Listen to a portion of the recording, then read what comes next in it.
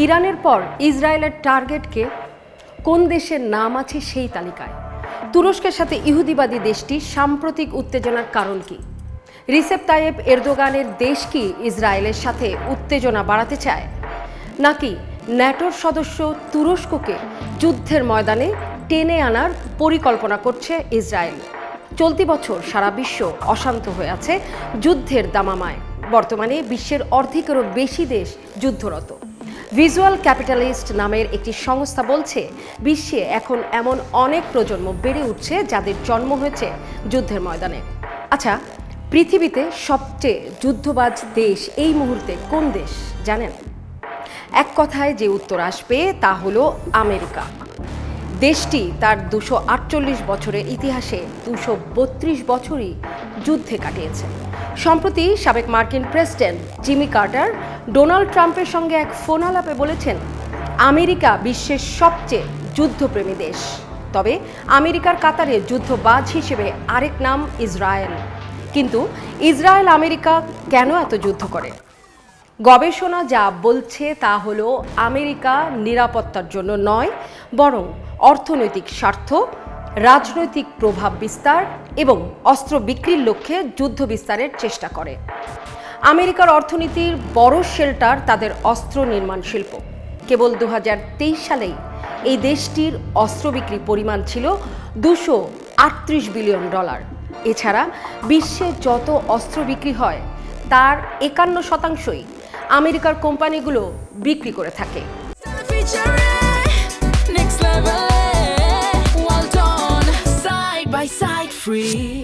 সম্পদ, ভূ রাজনৈতিক এলাকা এবং করিডোরের নিয়ন্ত্রণ আমেরিকার যুদ্ধের আরেকটি প্রেরণা। যুক্তরাষ্ট্রের ইসরায়েলকে দিয়ে ইরানে হামলার অন্যতম প্রধান কারণ মধ্যপ্রাচ্যের তেল। 2026 সালের ফেব্রুয়ারির শেষ দিকে শুরু হওয়া ইসরায়েল যুক্তরাষ্ট্র যৌথ সামরিক অভিযানে ইরানের পারমাণবিক স্থাপনা ও সামরিক অবকাঠামোতে বড় ধরনের হামলা চালানো হয়েছে। এই সংঘাত পরিস্থিতি মধ্যপ্রাচ্যে চরম উত্তেজনা তৈরি করেছে এবং এতে ইরানের $1 বিলিয়ন আনুমানিক ক্ষয়ক্ষতি দাবি করা হয়েছে। ইরানও মধ্যপ্রাচ্যের বিভিন্ন দেশে থাকা ইসরায়েল যুক্তরাষ্ট্রের ঘাঁটিতে পাল্টা আঘাত করছে। ইরানের পর তুরস্ক কি হতে যাচ্ছে ইসরায়েল যুক্তরাষ্ট্রের পরবর্তী নিশানা? ফিলিস্তিনের গাজা, লেবানন, ইরান, ইয়েমেনে ধারাবাহিকভাবে হামলা এবং সম্প্রতি কাতারে ইসরায়েলের বিমান হামলার পর তুরস্কের রাজধানী আঙ্কারায় উদ্বেগ বাড়ছে। তেল আবিবের আঞ্চলিক উচ্চাকাঙ্ক্ষা নিয়ে এখন তুরস্কও রয়েছে সতর্ক অবস্থানে। গত সপ্তাহে যুক্তরাষ্ট্রের ঘনিষ্ঠ উপসাগরীয় মিত্র কাতারে বিমান হামলা চালানোর কয়েক ঘন্টার মধ্যেই ইসরায়েলি বিশ্লেষকদের দৃষ্টি ঘুরে যায় তুরস্কের দিকে। এ নিয়ে আমেরিকান এন্টারপ্রাইজ ইনস্টিটিউটের জ্যেষ্ঠ গবেষক মাইকেল রুবিন এরই মধ্যে সতর্ক করে বলেছেন, তুরস্ক হতে পারে দখলদার ইসরায়েলের পরবর্তী লক্ষ্য।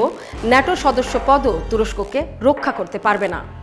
সম্প্রতি রাষ্ট্রীয় বার্তা সংস্থা আনাদোলোকে দেয়া এক সাক্ষাৎকারে তুরস্কের পররাষ্ট্রমন্ত্রী হাকান ফিদান আশঙ্কা প্রকাশ করে বলেছেন, ইরানের পর তুরস্ককে নতুন প্রতিপক্ষ হিসেবে চিহ্নিত করতে পারে ইসরায়েল, কারণ শত্রু ছাড়া তারা টিকে থাকতে পারে না।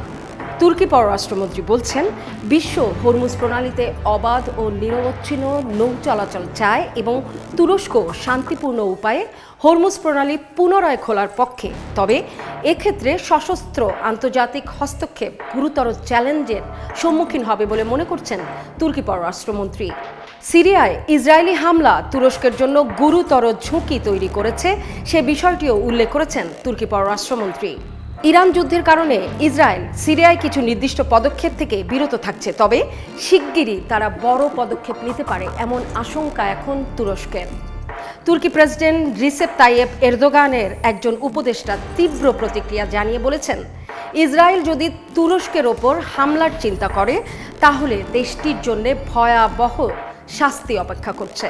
বিগত কয়েক মাস ধরেই ইসরায়েলি মিডিয়াগুলো তুরস্ককে ইসরায়েলের সবচেয়ে বিপজ্জনক শত্রু হিসেবে চিহ্নিত করে আসছে। বিশেষ করে পূর্ব ভূমধ্যসাগরে তুরস্কের উপস্থিতি ও যুদ্ধ পরবর্তী সিরিয়ায় দেশটির পুনর্গঠনে ভূমিকার বিষয়গুলোকে ইসরায়েলি বিশ্লেষকরা নতুন হুমকি হিসেবে বর্ণনা করছেন।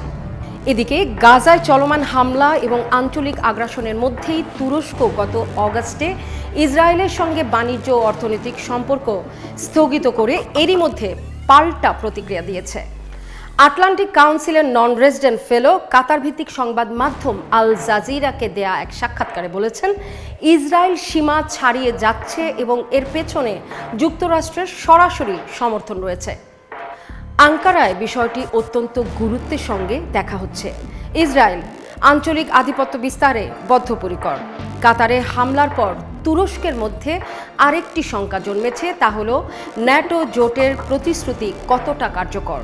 কারণ কাতার মেজর নন ন্যাটো অ্যালাই হলেও ইসরায়েলের বিরুদ্ধে যুক্তরাষ্ট্রের কোনো দৃশ্যমান প্রতিক্রিয়া দেখা যায়নি। এ নিয়ে তিনি আরও বলেছেন, তুরস্ক বহু আগেই বুঝে গেছে জাতীয় নিরাপত্তার জন্য কেবল যুক্তরাষ্ট্র বা ন্যাটোর ওপর নির্ভর করা যাবে না। গ্রেটার ইসরায়েল ধারণা, কাতারে ইসরায়েলি হামলা, সিরিয়ায় আঞ্চলিক কর্তৃত্বের প্রতিযোগিতা, সব মিলিয়ে আঙ্কারার চোখে এখন ইসরায়েল একটি আগ্রাসী ও একচ্ছত্র প্রভাব বিস্তারের লক্ষ্যে পরিচালিত শক্তি। অন্যদিকে তুরস্ক তার সামুদ্রিক ও আঞ্চলিক কৌশল নিয়ে এই আধিপত্যবাদকে চ্যালেঞ্জ করার প্রস্তুতি নিচ্ছে।